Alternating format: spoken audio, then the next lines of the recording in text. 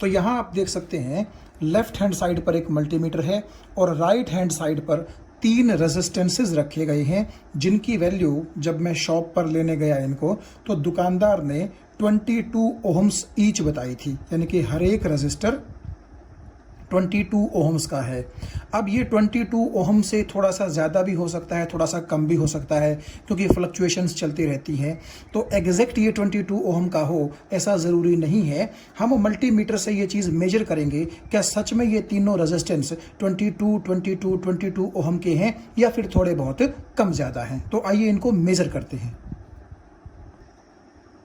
तो ये जो ऑब्जेक्ट मेरे हाथ में आपको दिखाई दे रहा है, इसको हम बोलते हैं रेजिस्टर, जो रेजिस्टेंस पैदा करता है। आप देख सकते हैं ये एक सिलेंड्रिकल ऑब्जेक्ट है और इसके ऊपर 4 सर्कुलर रिंग्स लगे हुए हैं, जिनके अलग अलग कलर्स हैं। ये कलर्स बेसिकली रिंग के क्या डिसाइड करते हैं कि रेजिस्टेंस कितने ओहम का होगा। खैर ये बात हम 12th में करेंगे, अभी इस चीज़ को मैं नहीं लूँगा यहाँ पर। अभी मैं सिर्फ आपको ये दिखा रहा हूँ कि रेजिस्टेंस दिखने में कुछ इस तरीके का होता है। और जो मेरे हाथ में ये रेजिस्टेंस है ये अप्रोक्सीमेटली 22 ओहम्स का है, 22 ओहम का। ठीक है, तो आप ये देखिए मेरे उंगली और अंगूठे के बीच में मान लीजिए इसका टर्मिनल नंबर 1 है और यहाँ पर ये टर्मिनल नंबर 2 है। तो 2 एंड हो गए इसके, और मैं मल्टीमीटर से इसकी जो वैल्यू है कि कितने ओहम का है ये मैं आपको मेजर करके दिखाता हूँ। ये जो नीचे आपको 2 चीज़ें दिखाई दे रही हैं ये भी वही 22 ओहम के रजिस्टर्स ही हैं, जस्ट कैमरे का फोकस अभी इस रजिस्टर के ऊपर है। हम क्या करते हैं, जो ऑब्जेक्ट रेजिस्टेंस पैदा करता है उसको रेजिस्टर बोलते हैं।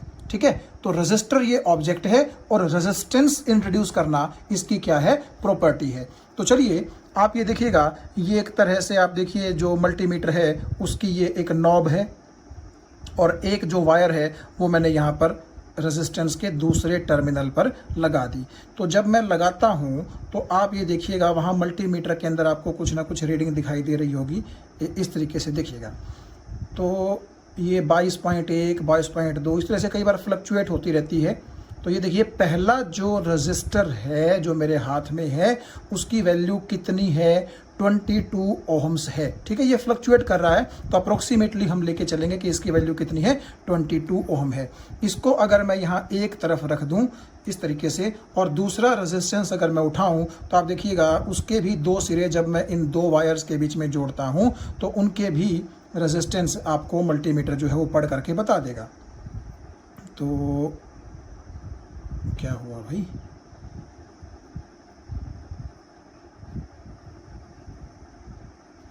तो यहाँ देखिएगा ध्यान से। तो ये रेजिस्टेंस अप्रोक्सीमेटली 22.5 ओहम का 22.4 फ्लक्चुएट कर रहा है। तो लगभग मैं आपको बता रहा हूँ कि वैल्यू इनकी कितनी है, वही 22 के आसपास है। तो तीसरे को भी मैं आपको मेजर करके दिखा देता हूँ। देखिएगा तीसरा ये रेजिस्टेंस है और जब हमने इसको मल्टीमीटर से मेजर करने की कोशिश की इस तरीके से तो यहाँ पर भी आप देखिएगा अप्रोक्सीमेटली वही 22 ओहम के आसपास रेजिस्टेंस है। तो ये तीनों रेजिस्टेंस आप देख सकते हैं कितने हैं, 22 ओहम ईच। तो यहाँ आप देखिए उन्हीं 22 ओहम के तीनों रजिस्टर्स को, तीनों रेजिस्टेंसेस को मैंने कहाँ जोड़ दिया, सीरीज में जोड़ दिया, क्योंकि इसका लास्ट टर्मिनल सेकंड के पहले टर्मिनल से और सेकंड का लास्ट टर्मिनल तीसरे के पहले टर्मिनल से जुड़ा हुआ है। ठीक है, ऐसा नहीं है जोड़ते वक्त आप किसी भी एंड को 1 किसी भी एंड को 2 बोल सकते हैं। जैसे ये लास्ट वाला रेजिस्टेंस है, अगर आप इसको यूं उल्टा जोड़ देंगे यानी कि ये एंड यहाँ आ जाएगा तो भी कोई फर्क नहीं पड़ता। बस ये देखिए तीनों रेजिस्टेंस एक लाइन के अंदर जुड़े हुए हैं यानी कि सीरीज में जुड़े हुए हैं। इस तरह जोड़ते हैं रेजिस्टेंसेस को सीरीज में। तो जैसा कि हम जानते हैं कि अगर 3 रेजिस्टेंसेस को हम सीरीज में जोड़ें तो उनका इक्विवेलेंट रेजिस्टेंस जो कि यहाँ इस पॉइंट जिसमें मेरे अंगूठे और उंगली हैं और इस पॉइंट, तो इन दोनों पॉइंट्स के बीच में जो इक्विवेलेंट रेजिस्टेंस है वो तीनों के सम के बराबर होता है। तो क्योंकि ये 22 ओहम के हैं तो आप समझ गए होंगे कि इस पॉइंट और इस पॉइंट के बीच में जो इक्विवेलेंट रेजिस्टेंस है वो कितना आना चाहिए मल्टीमीटर से भी, वो 66 ओहम के आसपास आना चाहिए। लेकिन क्योंकि आपने देखा था कि कई रेजिस्टेंसेस जो थे वो 22.4, 22.5 ऐसे भी थे, तो मेनली मैं अगर आपको बताऊं 66 से 68 के बीच में अप्रोक्सीमेटली हमें जो वैल्यू है वो मिलेगी। लेकिन अगर इतनी हमें वैल्यू मिल जाती है तो इससे हमें ये पता चल जाएगा कि सच में जो सीरीज कॉम्बिनेशन का हमने रिजल्ट निकाला था वो सही था। तो देखिए हम इसको मेजर करने की कोशिश करते हैं। ये मैंने यहाँ लगा दिया टर्मिनल, और ये वाला मैं यहाँ जोड़ देता हूँ इस तरीके से। तो ये देखिए आप, ठीक है।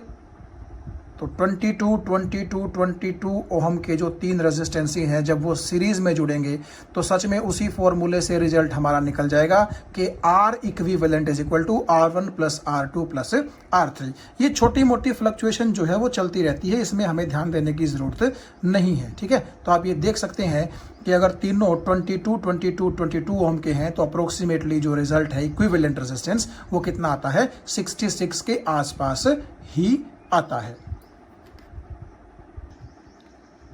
तो अब की बार आप देखिए मैंने क्या किया, इन तीनों रेजिस्टेंसेस को पैरेलल में जोड़ दिया।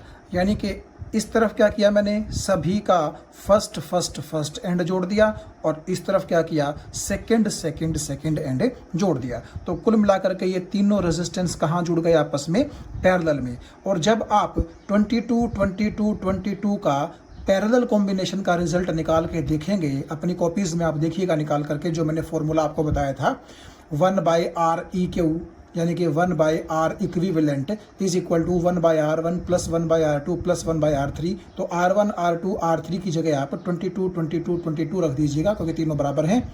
तो जब आप सॉल्व करेंगे तो आपका जो रिजल्टेंट यानी कि इक्विवेलेंट रेजिस्टेंस आएगा, टोटल रेजिस्टेंस आएगा, नेट रेजिस्टेंस आएगा, वो 7.33 के आसपास आएगा। यानी कि आप ऐसा मान सकते हैं कि अगर थोड़ा बहुत फ्लक्चुएट भी हुआ तो 7, 7.5, 8, 8.5 कुछ ऐसा जो है वो पैरेलल का नेट रेजिस्टेंस आना चाहिए। तो हम देखते हैं अब, ये देखिएगा, ये वायर मैंने यहाँ अटैच कर दी इसके ऊपर, और ये वायर मैंने यहाँ अटैच कर दी। तो आप रिजल्ट देखिएगा क्या आया। तो आप देखिएगा रिजल्ट आया है 7.9, 7.8, थोड़ा सा फ्लक्चुएट करेगा। तो यानी कि जो फॉर्मूले से हमने निकाला है, कॉपी में आपने ज़रूर निकाला होगा, नहीं निकाला तो आप कोशिश कीजिएगा उसको मैथमेटिकली कैलकुलेट करने की। तो रिजल्ट अप्रोक्सीमेटली देखिए सेम ही आ रहा है। ये तो क्या है, रेजिस्टेंसेस की वैल्यू जो है वो थोड़ी बहुत फ्लक्चुएट कर जाती है, इसीलिए जो इक्विवेलेंट रेजिस्टेंस है वो भी क्या कर जाता है, थोड़ा सा फ्लक्चुएट कर जाता है। तो अगर आप यहाँ देखें तो 7.7 ओहम के आसपास आपको वैल्यू आएगी, और जब आप मैथमेटिकली निकालेंगे तो 7.3, 7.4 के आसपास आएगी। तो हम ऐसा कह सकते हैं कि जो हमने सीरीज़ और पैरेलल के फॉर्मूले पढ़े हैं वो बिल्कुल सही हैं, और हमने उनको एक तरह से बोल लीजिए कि मल्टीमीटर से वेरीफाई भी कर लिया है। तो चलिए एक न्यूमेरिकल हम सॉल्व करते हैं। आप यहाँ देख सकते हैं 1, 2, 3, 4, ये 4 रेजिस्टेंसेस पॉइंट ए और पॉइंट बी के बीच में जुड़े हुए हैं, और एक 24 वोल्ट की बैटरी इस अरेंजमेंट के दोनों टर्मिनल्स के अक्रॉस लगा दी गई है। अब पहला सवाल ये है कि अगर ये सर्किट क्लोज है तो कितना करंट ये बैटरी डिलीवर करेगी सर्किट्स को। यानी कि ये जो चारों रेजिस्टेंसेस हैं ये मिलकर के कितना करंट बैटरी से ड्रॉ करेंगे, निकालेंगे। तो इसके लिए हम क्या करते हैं, आप ध्यान से देखिएगा। ये जो 2 ओहम का और जो ये 4 ओहम का रेजिस्टेंस है, आप समझ गए होंगे बिल्कुल एंड टू एंड जुड़े हैं। तो ये दोनों सीरीज में है कि नहीं है। तो इस पॉइंट और इस पॉइंट के बीच में अगर मैं इन दोनों को हटा करके सिंगल रेजिस्टेंस लगाना चाहूँ तो वो कितना लगेगा, 6 ओहम का लगेगा, जैसा कि आपको नीचे मैंने दिखा रखा है। मतलब इस एरो निशान का मतलब ये है कि ऊपर वाले सर्किट को हम थोड़ा सा रीड्रॉ करके नीचे वाले सर्किट के रूप में रिप्रेजेंट कर सकते हैं। तो आप देखिएगा इस पॉइंट और इस पॉइंट के बीच में, क्योंकि दोनों सीरीज में हैं, तो 2 और ये 4, 6, तो ये 6 ओहम का रेजिस्टेंस हो गया। सिमिलरली आप देखिए 4 ओहम और 8 ओहम दोनों ये भी कहाँ है, सीरीज में। तो 8 और 4 कितना हो जाएगा, 12। तो 6 ओम के नीचे कौन सा आ गया, ये 12, यानी कि ऊपर वाली ब्रांच का टोटल 6 हो गया, नीचे वाली ब्रांच का टोटल 12 हो गया। ये वही पॉइंट ए है और ये वही पॉइंट बी है। अब आप ध्यान से देखिएगा, ये 6 और ये 12, ये दोनों कहाँ नजर आ रहे हैं आपको, पैरेलल में। तो अगर आप दोनों को पैरेलल में बोल रहे हैं तो आप इनका नेट रेजिस्टेंस कैसे निकालेंगे? Naturally 1/r is equal to 1/6 plus 1/12 करके निकालेंगे। तो जब ऐसा आप करेंगे, यानी कि दोनों का जब आप पैरेलल कॉम्बिनेशन का इक्विवेलेंट रेजिस्टेंस निकालेंगे, तो वो रेजिस्टेंस आप खुद निकाल के देखिएगा, वो आएगा 4 ओहम।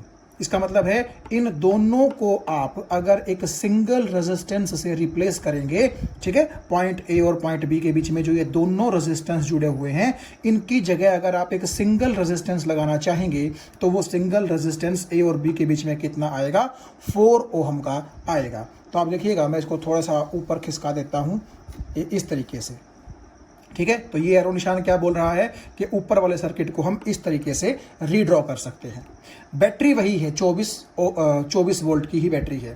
तो आप देखिएगा हमने क्या किया, बेसिकली आप देख सकते हैं 4 रेजिस्टेंसेस से 2 रेजिस्टेंस बना दिए, 2 से फिर कितने बना दिए, सिंगल बना दिया। तो अब हम यहाँ पर क्या कर सकते हैं, हमारे सर्किट में एक ही रेजिस्टेंस है, एक ही बैटरी है, तो अब यहाँ V is equal to IR लगा करके आराम से हम क्या कैलकुलेट कर सकते हैं, करंट। तो देखिएगा V is equal to IR, V का मतलब वोल्टेज, तो बैटरी की वोल्टेज कितनी है, 24, तो यहाँ पर 24 लिख दी। सर्किट में मान लीजिए करंट I फ्लो करता है, ठीक है, सर्किट में करंट कितना फ्लो करता है, I। भाई आप एक चीज देखिए ना, ये जो चारों रेजिस्टेंस हैं, इन चारों रेजिस्टेंस का जो टोटल है, चाहे वो पहले हमने इन दोनों को सीरीज में, इन दोनों को सीरीज में करके निकाला, फिर दोनों को पैरेलल में करके निकाला, तो कुल मिलाकर के इन ऊपर वाले चारों का जो नेट रेजिस्टेंस आया है वो हमारे पास कितना आया है, देखिए 4 ओहम आया है, ठीक है। तो आप ऐसा मानिए कि V की जगह 24 लिख दिया, R की जगह मैंने जो है ये 4 लिख दिया, और I का मतलब है कि सर्किट में करंट कितना चलेगा, तो मैंने उसको मान लिया I। तो जब आप ये वैल्यूज रखेंगे तो I की वैल्यू कितनी आ जाएगी, 6 एम्पियर, यानी कि इस 24 वोल्ट की बैटरी से 6 एम्पियर का करंट जो है वो बाहर निकलेगा। तो अगर मैं आपको थोड़ा सा ऊपर दिखाऊं यहाँ पर, तो यहाँ से बाहर निकलेगा जी 6 एम्पियर का करंट, ठीक है। या फिर अगर आप थोड़ा सा और ऊपर चलेंगे तो यहाँ से बाहर कितना निकलेगा, 6 एम्पियर का करंट निकलेगा। अब आप देखिएगा, तो ऐसा आपको समझ में आ गया होगा। हम क्या करेंगे, जितने भी रेजिस्टेंसेस हैं पहले ये देखेंगे कौन कौन सीरीज में है और फिर कौन कौन किसके पैरेलल में है। तो इस तरह से सोच के जब हम नेट रेजिस्टेंस निकाल चुके होंगे तो वो सिंगल रेजिस्टेंस होगा, सिंगल आपके पास बैटरी होगी, वहां से V is equal to IR लगा करके आप करंट की वैल्यू आराम से निकाल सकते हैं। तो अब ये देखिएगा कि ये 6 एम्पियर का करंट यूं चलेगा, फिर ऊपर जाएगा, फिर ऐसे मुड़ेगा। तो यहां तक तो आप देखिए वो 6 एम्पियर ही रहेगा, लेकिन आगे जब आप जाएंगे या आगे जब करंट जाएगा तो आप देखिए जब वो इस पॉइंट से अंदर एंटर करेगा तब उसके पास कितने रास्ते हैं, 2। या तो वो ऊपर वाली ब्रांच से जा सकता है या फिर वो नीचे वाली ब्रांच से जा सकता है। तो यानी कि यहाँ पर करंट डिवाइड होगा, करंट बंटेगा। अब हमें ये देखना है कि ऊपर वाली ब्रांच से कितना जाएगा और नीचे वाली ब्रांच से कितना जाएगा, ठीक है। और ये तो हम पहले भी पढ़ चुके हैं कि जिस जगह रेजिस्टेंस ज्यादा होता है वहां पर करंट कम जाना पसंद करता है, और जिस जगह पर रेजिस्टेंस कम होता है वहां से ज्यादातर करंट जाना पसंद करता है। तो मैं ऐसा करता हूं, देखिएगा ये जो 6 एम्पियर वाला करंट है, जिसको ऊपर की ब्रांच से जाना है कुछ वैल्यू, और कुछ वैल्यू कहां से जानी है, नीचे वाली ब्रांच से, तो मैं आपको यहां समझाने की कोशिश करता हूं। देखिएगा, ठीक है। तो ये वही 6 एम्पियर का करंट है, तो यहां पर एंट्री कितनी है, 6 एम्पियर करंट की। तो ऊपर वाली ब्रांच में कितना करंट जाएगा और नीचे वाली ब्रांच में कितना करंट जाएगा।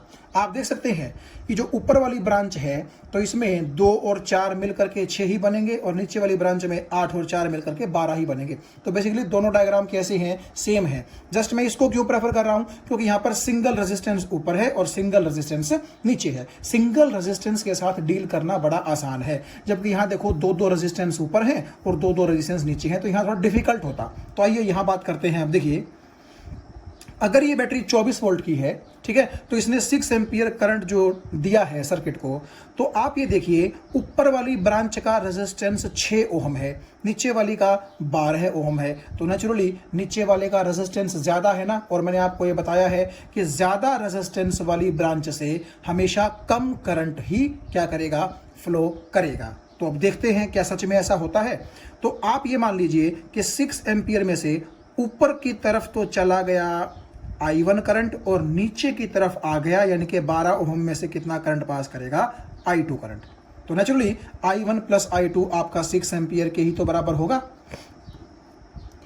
और एक और चीज आप देखिएगा, I1 की वैल्यू ज्यादा आएगी क्योंकि इसको कम रेजिस्टेंस से फ्लो करना है, और I2 की वैल्यू कम आएगी क्योंकि इसको ज्यादा रेजिस्टेंस से फ्लो करना है। अब इन वैल्यूज को निकालने कैसे, I1 और I2 को, इसके लिए हमें क्या करना पड़ेगा।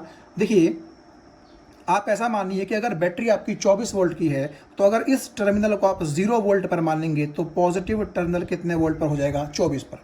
और अगर पॉजिटिव टर्मिनल 24 वोल्ट पर है तो यहाँ का भी पोटेंशियल 24, यहाँ का भी पोटेंशियल 24, और देखिए इस पॉइंट के साथ आपका ये ऊपर वाला पॉइंट भी और नीचे वाला पॉइंट भी जुड़ा है, तो यहाँ का भी पोटेंशियल कितना हो जाएगा, 24, और यहाँ का भी पोटेंशियल कितना हो जाएगा, 24। ये बात आपको समझ में आ गई होगी। अब ये क्योंकि जीरो है तो यहाँ भी जीरो, यहाँ भी जीरो, यहाँ भी जीरो, और यहाँ भी जीरो, और यहाँ भी कितना होगा, जीरो होगा। ये बात आपको समझ में आ गई। अब देखिए हम क्या करेंगे, 6 ओम के ऊपर V is equal to IR लगा देंगे, 6 ओम के ऊपर, फिर 12 ओम के ऊपर लगाएंगे। पहले 6 ओम के ऊपर की बात करते हैं। देखिए V का क्या मतलब है, V का मतलब है जिस रेजिस्टेंस की आप बात कर रहे हैं उसके दोनों टर्मिनल्स के बीच का पोटेंशियल डिफरेंस। तो अगर मैं 6 ओम की बात करूं तो इसका एक टर्मिनल 0 वोल्ट पर है, दूसरा टर्मिनल 24 वोल्ट पर है, तो 24 माइनस 0, तो V की जगह कितना आ जाएगा, 24। और I का क्या मतलब है, जिस रेजिस्टेंस की आप बात कर रहे हैं उसके अंदर से फ्लो होने वाला करंट, उसके दो टर्मिनल से फ्लो होने वाला करंट, तो वो तो मैंने I1 मान रखा है, तो I की जगह आ जाएगा I1। और R का क्या मतलब है, उन्हीं दो टर्मिनल्स के बीच का रेजिस्टेंस जो कि 6 ओम है, तो इंटू 6 कर दो, तो आप समझ गए होंगे कि I1 की वैल्यू यहां से आ जाएगी 4 एम्पियर। बड़ा आसान है। सिमिलरली अगर आपसे I2 की कोई वैल्यू पूछे तो इसके दो तरीके हैं, या तो आप यहां से निकाल लीजिए। देखिएगा I1 अगर आपका 4 एम्पियर है तो 4 plus I2 is equal to 6, तो नेचुरली I2 कितना आ जाएगा, 2 एम्पियर आ जाएगा। ये बड़ा शॉर्टकट तरीका है, तो I1 और I2 दोनों निकल गए हमारे। या फिर आप ऐसा भी कर सकते हैं, देखिएगा ये जो 12 ओम का रेजिस्टेंस है, इसके ऊपर अगर आप ओम्स लॉ लगाएंगे तो ये टर्मिनल 24 पर, ये 0 पर, तो पोटेंशियल डिफरेंस कितना हो गया, 24। And this potential difference is equal to, इस फॉर्मूले के अकॉर्डिंग, करंट इनटू रेजिस्टेंस। अब इस ब्रांच में करंट कितना है, I2, तो यहां पर आ जाएगा I2, और इस पॉइंट और इस पॉइंट के बीच में 12 ओम का रेजिस्टेंस है, तो इनटू 12, तो आप देखिएगा I2 यहां से कितना आ गया, 2 एम्पियर। तो आप ये मेथड फॉलो करना चाहें या ये मेथड फॉलो करना चाहें, ये मर्जी आपकी है। तो हमने क्या किया, हमने ये देख लिया कि 24 एम्पियर, सॉरी 24 वोल्ट की तो ये बैटरी है, ये जो 6 एम्पियर करंट इस बैटरी ने छोड़ा था, इस 6 एम्पियर में से I1 ऊपर यानी कि 4 एम्पियर, तो 4 एम्पियर आपका ऊपर से चला जाएगा, और बचा हुआ 2 एम्पियर कहां से जाएगा, नीचे से जाएगा।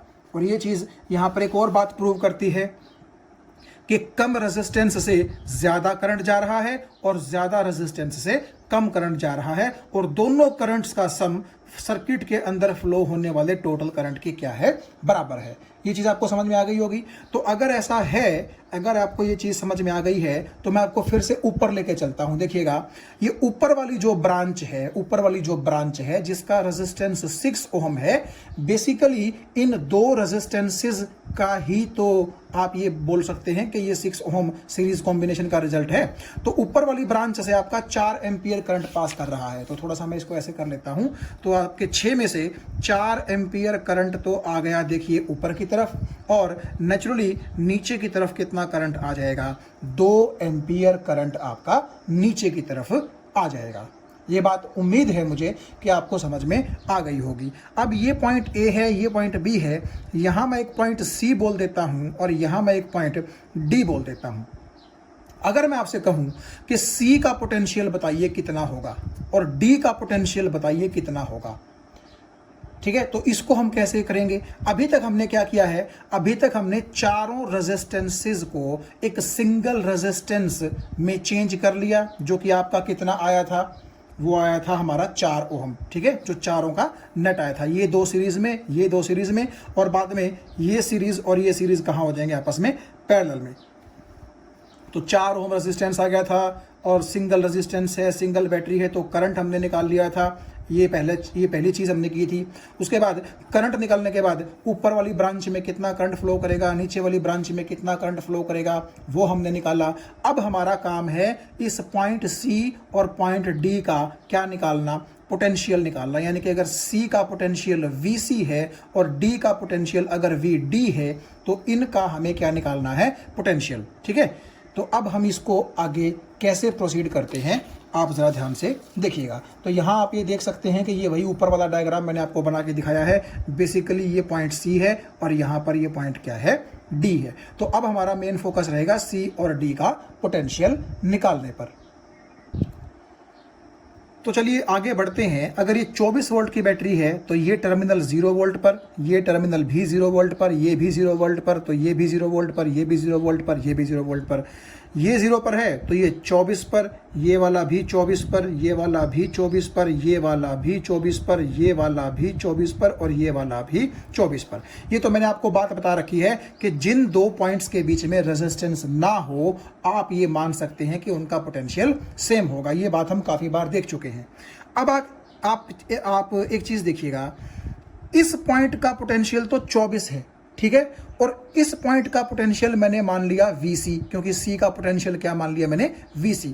अब एक बात आप ध्यान से देखिएगा, इस पॉइंट और इस पॉइंट के बीच में कितना करंट फ्लो कर रहा है। नेचुरली 6 एम्पियर में से ऊपर वाली ब्रांच में तो 4 एम्पियर करंट ही गया है, तो नेचुरली इस पॉइंट और इस पॉइंट के बीच में भी कितना करंट फ्लो कर रहा है, 4 एम्पियर करंट फ्लो कर रहा है।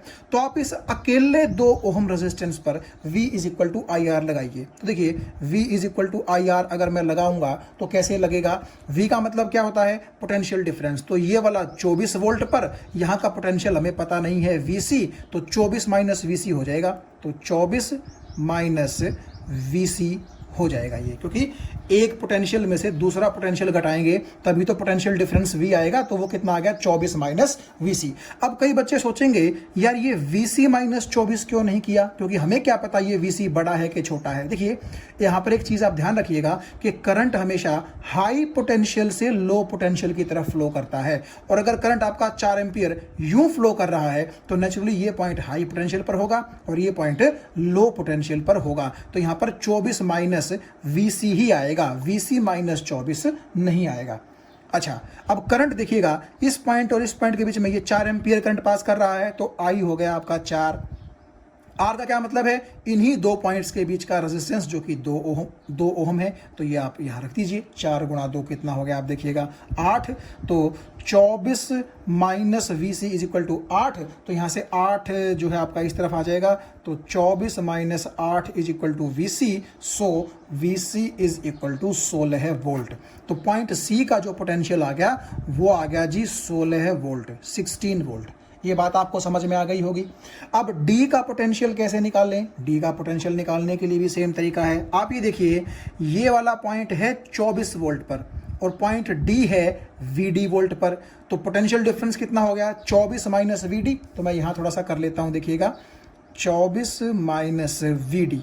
और ये भी आप समझ रहे हैं कि 2 एम्पियर अगर इस तरफ फ्लो हो रहा है तो ये हाई पोटेंशियल पर होगा और ये लो पोटेंशियल पर होगा, तो 24 - VD आएगा, VD - 24 नहीं होगा। ये आप देख सकते हैं।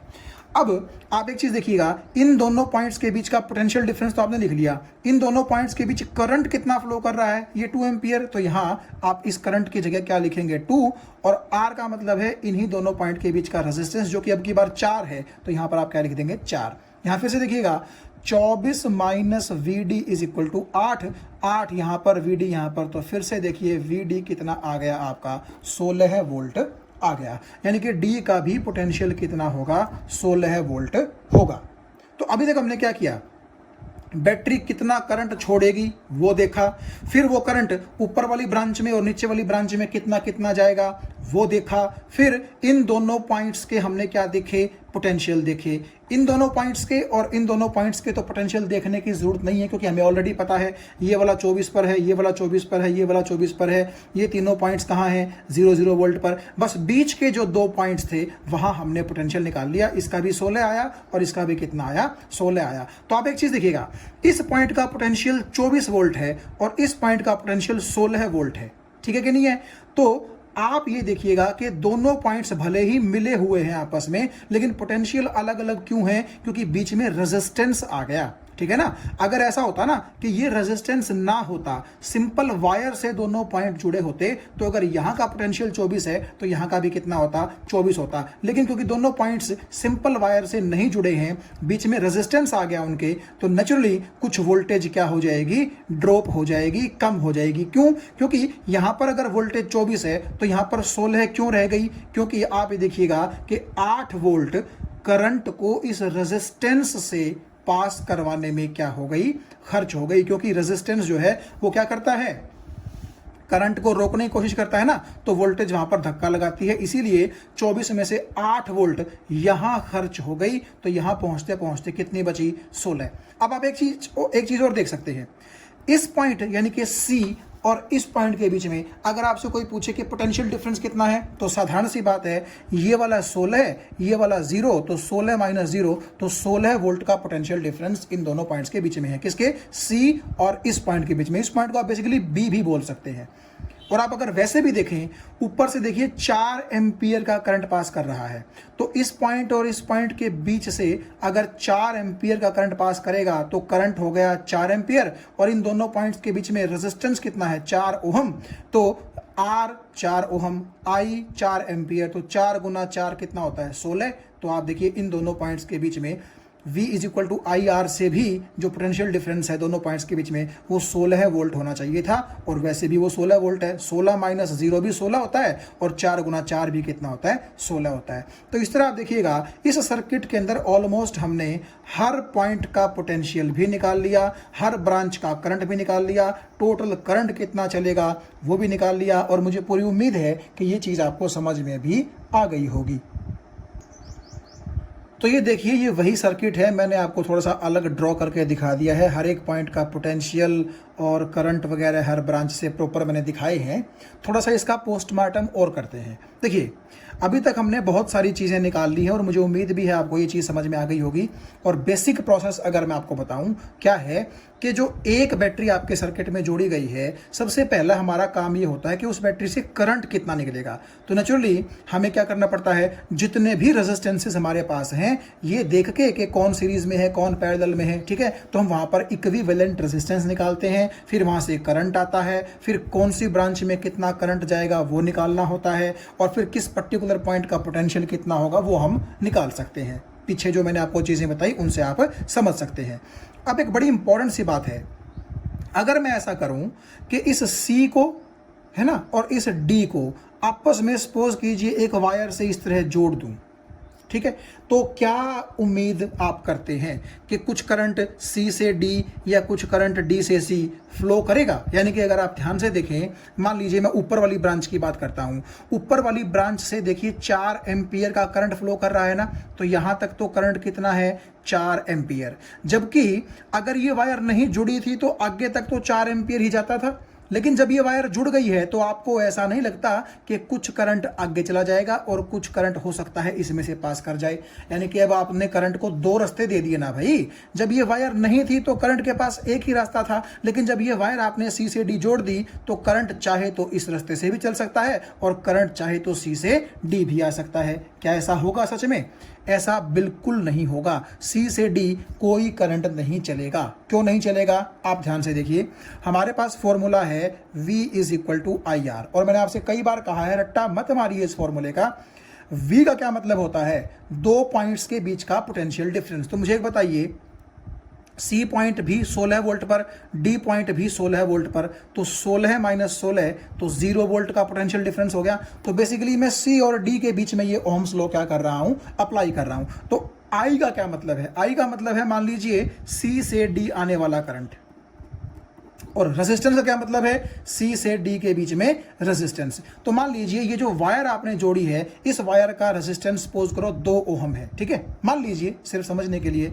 तो आप एक चीज बताइए मुझे, जब 2 को आप यहां नीचे लेके आएंगे 0 के, तो 0/2 तो 0 ही हो जाएगा। इसका मतलब करंट कितना होगा, 0, यानी कि इस ब्रांच से कोई भी करंट फ्लो नहीं करेगा। और रीजन क्या है, रीजन ये है कि ये दोनों पॉइंट्स जो हैं सेम पोटेंशियल पर हैं, इसीलिए इनके बीच का पोटेंशियल डिफरेंस 0 होगा। और क्योंकि वो पोटेंशियल डिफरेंस 0 होगा, इसीलिए आपका करंट भी कितना होगा, 0। इसका मतलब है कि भले ही आप सी और डी के बीच में एक वायर जोड़ दें, ठीक है, कई बुक्स क्या करती हैं, सी और डी के बीच में एक रेजिस्टेंस जोड़ देती हैं, आप चाहें तो वो भी जोड़ सकते हैं, लेकिन ना तो वायर जोड़ने का ना ही रेजिस्टेंस जोड़ने का फायदा होगा। क्यों, क्योंकि 4 एम्पियर करंट सीधा निकल जाएगा, नीचे की तरफ वो देखेगा तक नहीं, क्योंकि दोनों पॉइंट्स कहां हैं, सेम पोटेंशियल पर। यही हाल इस ब्रांच का भी है। अगर आप ये सोचें कि ये 2 एम्पियर करंट है, तो यहां तक तो 2 एम्पियर है, तो शायद कुछ आगे जाए और कुछ ऊपर मुड़ जाए, बिल्कुल नहीं जाएगा। ये 2 एम्पियर करंट 4 ओम में से और फिर 8 ओम में से होता हुआ इस तरह चल जाएगा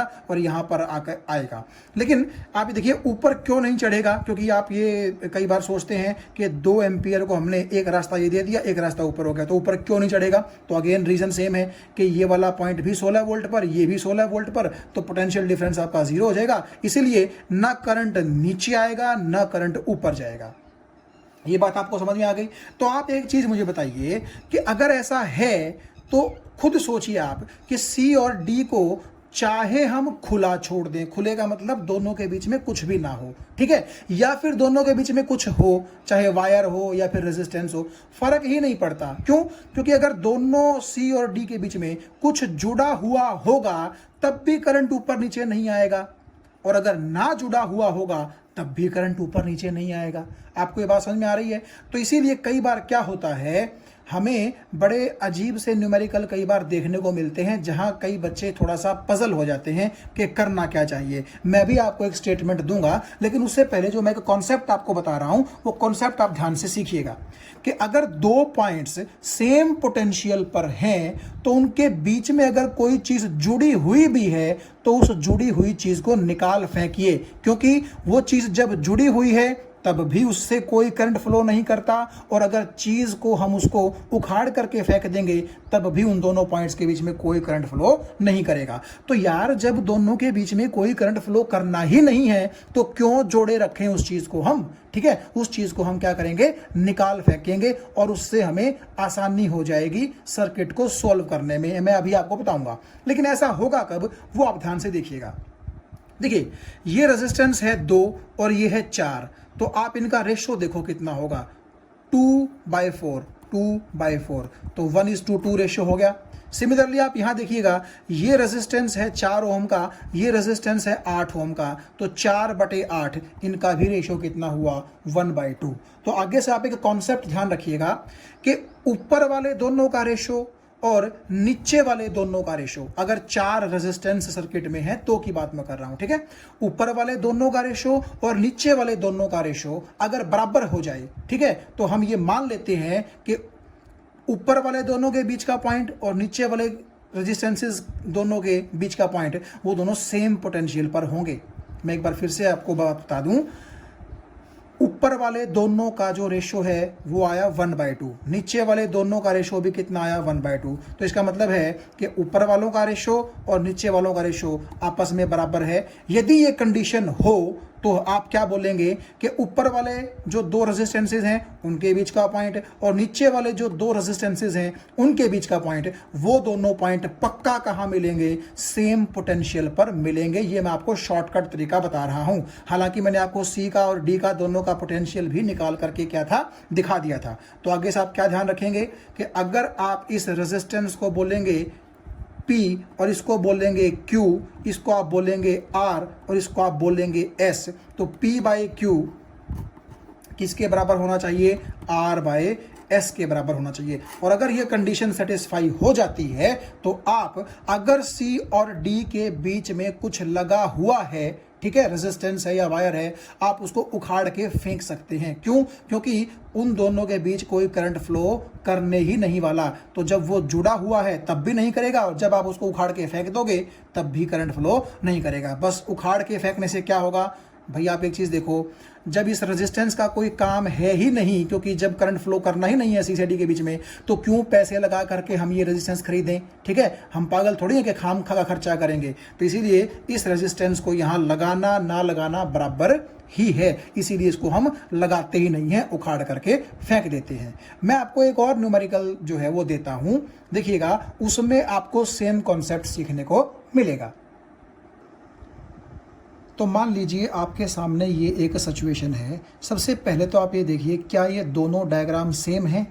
96 वोल्ट की बैटरी, 96 वोल्ट की बैटरी, यहाँ पर भी 1 2 3 4 5 रेजिस्टेंस, यहाँ पर भी कितने रेजिस्टेंस? 5 रेजिस्टेंस। ये दोनों सर्किट बेसिकली सेम है अगर आप देखें तो, जस्ट दोनों का जो तरीका है रिप्रेजेंट करने का वो अलग है। यहाँ पर आपको एक थोड़ा सा स्क्वायर टाइप में दिखाई दे रहा है, यहाँ पर रेक्टेंगल टाइप में दिखाई दे रहा है। लेकिन अगर आप ध्यान से देखिए, ये जो सी पॉइंट है, यहाँ पर 4 ओहम और 8 ओहम जुड़े हुए हैं, तो यहाँ पर भी तो सेम है, 4 ओहम और 8 ओहम जुड़े हुए हैं। डी पर 16 ओहम और 32 ओहम जुड़े हैं, यहाँ पर भी वही कहानी है।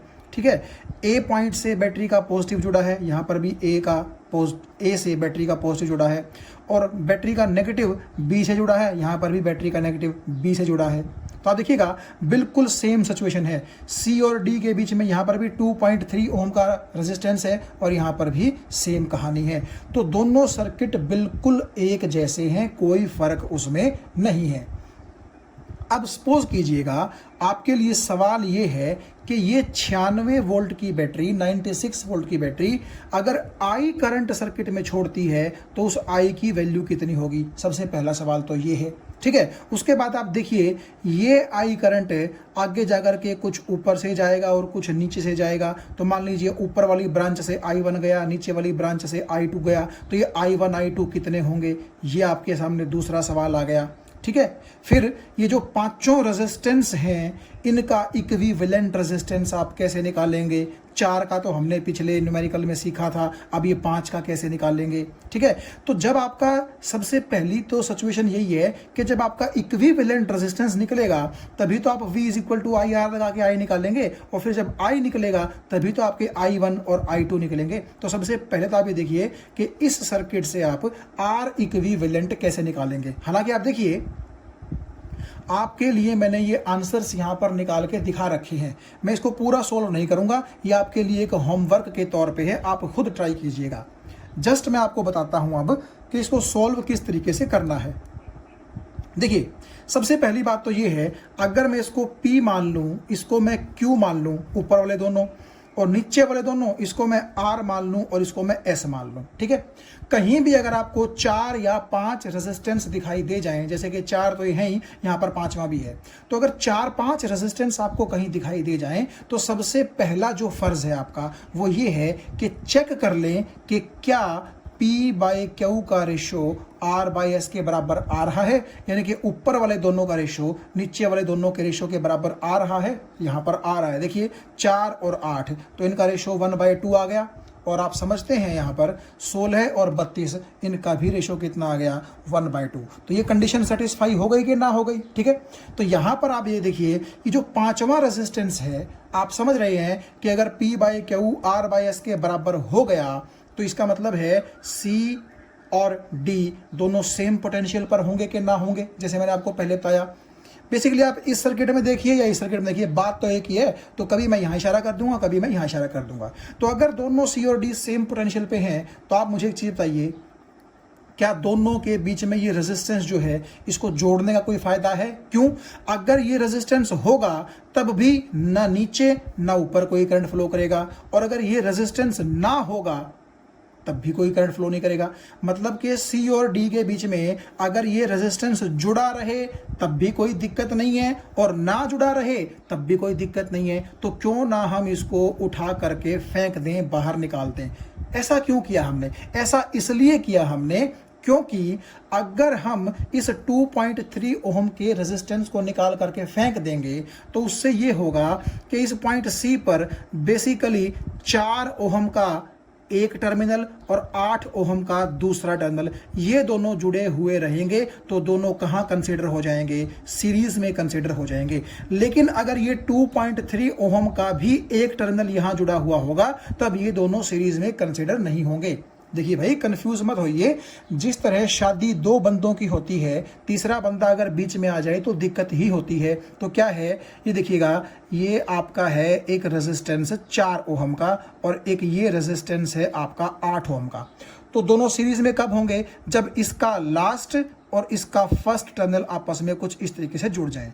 यानी कि सिर्फ यहां पर दोनों का ही ज्वाइंट हो, तीसरा कोई और रेजिस्टेंस बीच में पंगे ना ले रहा हो। आपको बात समझ में आ रही है। लेकिन यहां पर तो ये 2.3 ओम का एक टर्मिनल ऊपर यहां जुड़ा हुआ था, यानी कि कुछ इस तरीके से अगर मैं आपको जोड़ के दिखाऊं 2.3 ओम का, तो तब आप, क्योंकि एक ही पॉइंट पर तीनों जुड़े हुए हैं, तो ये शादी तो नहीं मानी जा सकती। शादी तो तभी मान सकते थे जब हम केवल 2 जुड़े हों, ठीक है। तो इसका मतलब ये था कि 4 और 8 और ये तीनों ही इस पॉइंट पर कहां जुड़े हुए हैं, ये नहीं कहा जा सकता, कुछ भी नहीं कहा जा सकता इस मामले में, ठीक है। ना सीरीज ना पैरेलल, क्योंकि आप देखिएगा 3 रेजिस्टेंस एक ही पॉइंट पर जुड़े हुए हैं। तो आगे से ध्यान रखिएगा, एक ही पॉइंट पर आपके सिर्फ 2 रेजिस्टेंसेस के ही टर्मिनल जुड़े हुए होने चाहिए।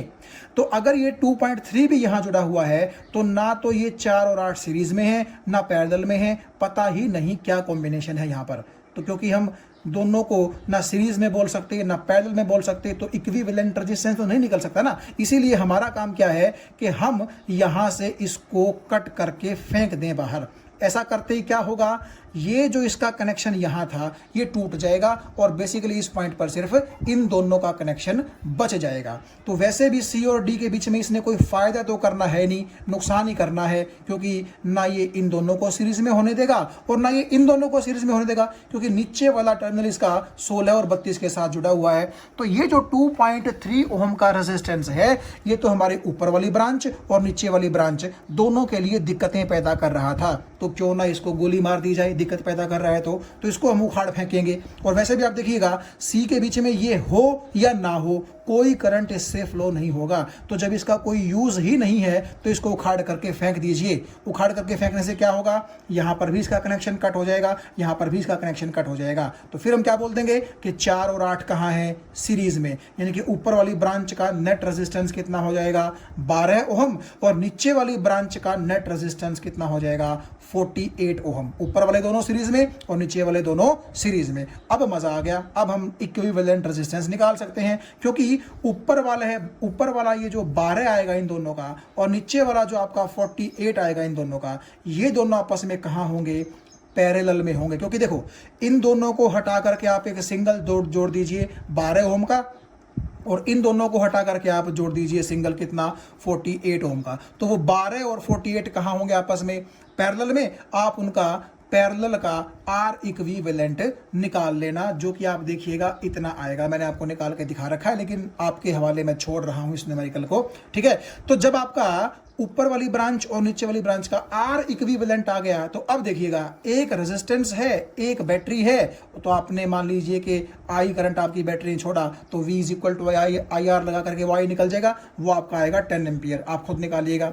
फिर आप देखिएगा, वो आई ऊपर वाली ब्रांच में I1 गया, नीचे वाली ब्रांच में I2 गया, वो आप देखिएगा कि ये 0 वोल्ट है तो ये 96 हो जाएगा। उस हिसाब से आप ये कर लीजिएगा, आप आराम से निकाल सकते हैं। तो आप देखिएगा कि I1 की वैल्यू आपकी 8 एम्पियर आएगी, यानी कि ऊपर वाली ब्रांच से 8 एम्पियर करंट पास करेगा और नीचे वाली ब्रांच से कितना करेगा, तो 10 में से 8 ऊपर चला गया भाई, टोटल 10 एम्पियर करंट छोड़ा ना, देखिए, ठीक है। आप ये निकाल के देखिएगा, तो ऊपर 8 चला गया तो नीचे तो 2 ही आएगा ना।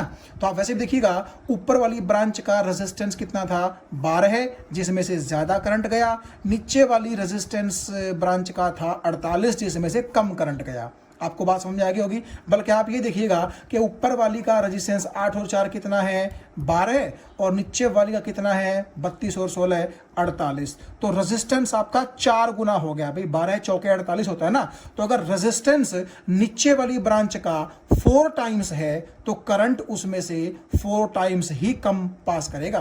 तो आप देखिएगा कि अगर ऊपर वाली ब्रांच में से 8 एम्पियर करंट पास हो रहा है तो 8 एम्पियर का 1/4 कितना होगा, 2 एम्पियर। तो वो 2 एम्पियर ही कहां से पास करेगा, नीचे वाली ब्रांच से करंट पास करेगा। तो ये तो हमने बोला ही था ना कि रेजिस्टेंस जितना ज्यादा होगा करंट उतना ही कम होगा। तो यहां से आपने देखा कि अगर नीचे वाली ब्रांच का रेजिस्टेंस 4 गुना था तो उसका करंट भी कितना हो जाएगा, 1/4 हो जाएगा, जो कि आप बड़े आराम से देख सकते हैं। तो कुल मिलाकर के आपको ये चीज समझ में आ गई होगी कि हम इस बीच वाले रेजिस्टेंस को क्यों निकालते हैं और कब निकालते हैं। कब निकालते हैं, जब P बाई Q किसके बराबर हो जाए, R बाई S के बराबर हो जाए। और क्यों निकालते हैं, क्योंकि इसके निकालने से ऊपर वाले दोनों की शादी हो जाती है, यानी कि सीरीज में हो जाएंगे, नीचे वाले दोनों की शादी हो जाएगी, यानी कि सीरीज में हो जाएंगे। तो ऊपर सीरीज नीचे सीरीज का आप नेट इक्विवेलेंट निकाल सकते हैं बड़े आराम से।